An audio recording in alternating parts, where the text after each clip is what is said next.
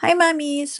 Para sa mga nagtatanong, magkano ba dapat talaga yung kailangan mong ihulog para makuha mo yung maximum benefit ni SSS for MatBen? So, I'll be using SSS Maternity Benefits Calculator.com and ipapakita ko sa inyo kung magkano ba dapat ang kailangan yung ihulog. And kung halimbawa may mga qualifying period pa ba kayo na pwede pang mahabol. So, ang gagawin ko is for voluntary member. So, fill up nyo lang yung step number 1 ha. Kung ano yung member type nyo, yun yung ilagay nyo. So, voluntary member. And for maternity case, let's say normal delivery or CS delivery. Since ito yung pinakamaraming inquiry ako na natatanggap. So, for step number 2, yung EDD natin, which is expected due date, is let's say ngayon is June 14. So, ang gagawin natin yung mga may EDD na it's either January, February, and March. So, let's try yung January. And then 2027. Show qualifying period. And then sa qualifying period, yung mga dapat na may hulog nyo is October 2025 to September 2026. So, at least 3 months posted contribution para mag-qualify kayo. So, kung gusto nyo kasi ng 6, max MatBen, which is yung 70,000 ni SSS, kailangan hindi po 3 months, 3 months lang yung hulugan nyo. So, you need to have 6 months highest contribution under your qualifying period na may contribution kayo. So, paano? Let's say, for example, meron kang hulog ng 3,000 sa December, January, and February. So, yan lang yung hulog mo. Calculate natin. So, ito yung estimate na pwede mo makuha kay SSS kung 3 buwan lang na tig 3,000 yung ihuhulog mo. Now, kung halimbawa magdadagdag ka, dito sa step number 4, makikita mo dito, di ba? May mga within deadline ka pa na pwede mo pang habulin. So, let's say for example, ang gusto mong bayaran is yung July, August, September mo. Within deadline ka pa. Ibig sabihin ng within deadline, pwede mo pa siyang mahabol ha. Pwede ka pa mag-generate ng PRN and pwede mo pa siyang mabayaran. Yung deadline niya nakalagay din dito. Basta on or before end of the month na nakalagay dito kung ano yung deadline. But I usually recommend to pay in advance or pay as early as possible. So, let's say June. Babayaran natin yung June, July, and, bayaran natin yung July, August, and September.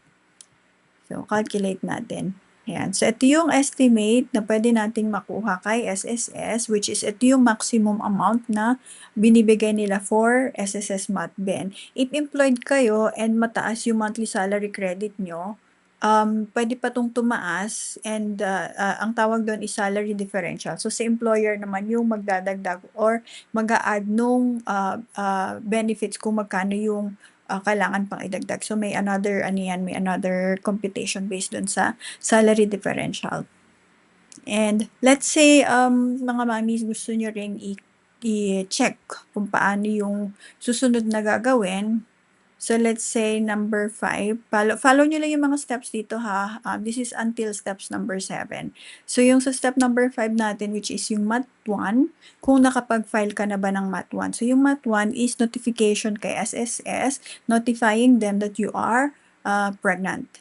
Okay, so, may question dito, have you already filed Mat 1? So, kung hindi pa, click mo lang no. And then may mga actions naman dito na you have to follow. So kung ano yung sagot mo, meron dito mga kailangan lang sundin or follow-up questions na kailangan mo lang i-fill up. This is case-to-case basis ha. So kung ano yung nagawa mo na, yun yung follow mo lang. So let's say my employer, former employer, or HR filed it before. And then may follow-up question po yan. So kung halimbawa, yes, within 6 months before EDD na na-submit na ni HR yung ano mo, yung Mat 1 mo, then i-click mo lang. So, kung halimbawa no, yan, may mga what to do next tayo dito or mga explanation, depende sa isasagot mo. So, let's say yes.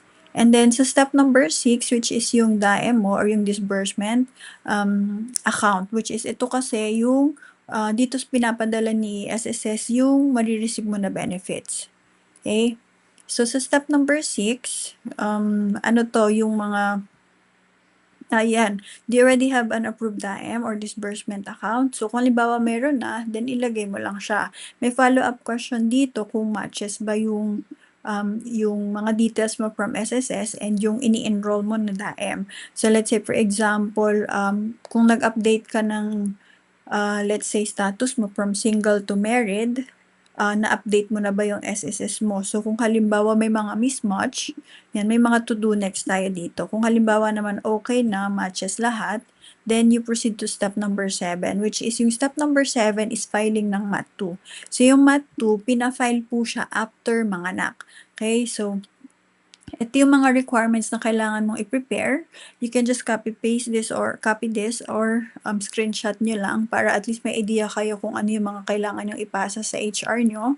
Kung underemployed kayo or kung halimbawa voluntary, direct sa SSS online account nyo.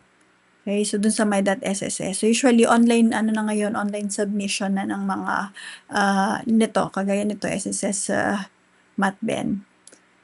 So, yung PhilHealth requirement, sinama na rin namin siya dito since this is related. If you are paying contribution din sa PhilHealth, might as well gamitin mo na rin yung benefits mo dito.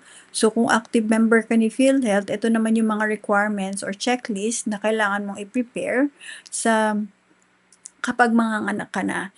So, this is very helpful in case na manganganak kayo, let's say, sa mga accredited hospital ni PhilHealth and sa mga let's say sa mga lying-in. So, malaking tulong din siya. You get, let's say, discount or sabi nung iba, full amount yung full amount so wala silang binabayaran.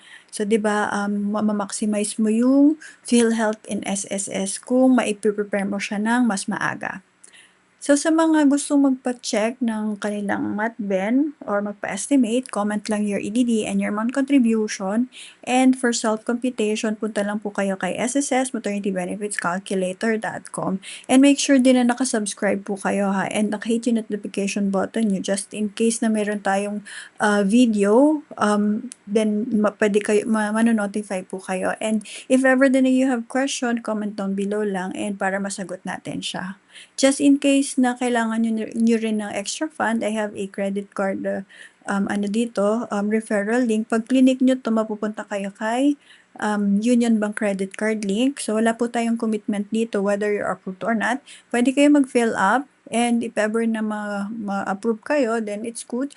Then, pwede mo siyang magamit just in case may mga emergency kayo na kailangan bayaran. But, please be responsible po ha. This is credit card. Kapag ginamit nyo siya, make sure you are responsible to pay it back po.